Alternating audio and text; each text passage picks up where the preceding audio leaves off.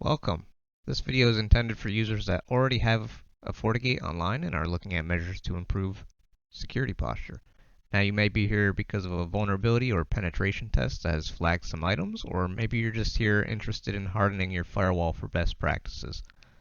Let's get into it. First up, we have physical security. Now unfortunately some of these items can only be done through the CLI of the FortiGate. And first off, we want to disable USB configurations. So we paste in this command right here. And that's it. We've disabled USB configuration. Next, we want to make sure our firmware is kept up to date, which we can see under System Fabric Management. Here we can see our firewall running on the latest feature version of 7.2 at the time of this video. Now, quick tip, if you're running in a production environment, I would still recommend running on the 7.0 major release, as that is officially labeled as the mature major release. 7.2 and 7.4 are feature releases still at the time of this video, and they can be susceptible to more bugs. Now, the next thing we want to do is configure strong ciphers. So back in the CLI console, we will copy and paste some commands here. We want to config system global, and depending on the version that you're running, this next command may already be enabled by default, but we want to set strong crypto enable, and then we want to disable SSL static keys,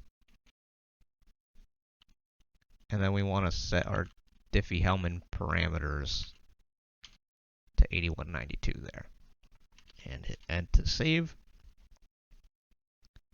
And the next step we want to do is really just ensure that our FortiGuard communication is functional, so that antivirus and IPS are updated in a timely manner. So the quickest way to do this is just to do a diag debug rating. Here you can see that I actually don't have any licensing, so everything is set to disable on this lab FortiGate. However, I will share a screenshot of what it looks like when it's functional. You will see a server list with at least one IP address in that list that has a flag of I.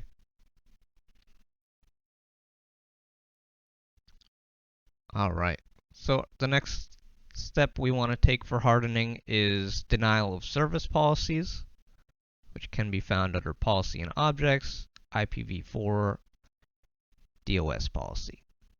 And we'll create new, give it a name. I always name mine according to the interface that is receiving the policy. And we're going to select WAN 1, and you would also create another separate policy for WAN 2 if you're using that. Our source and destination will be all, and a service of all. Now, I recommend that you set everything to monitor in order to start observing and really understanding what your expected traffic looks like. Then once you have a better understanding of your traffic, you can fine-tune your thresholds and then enable protection.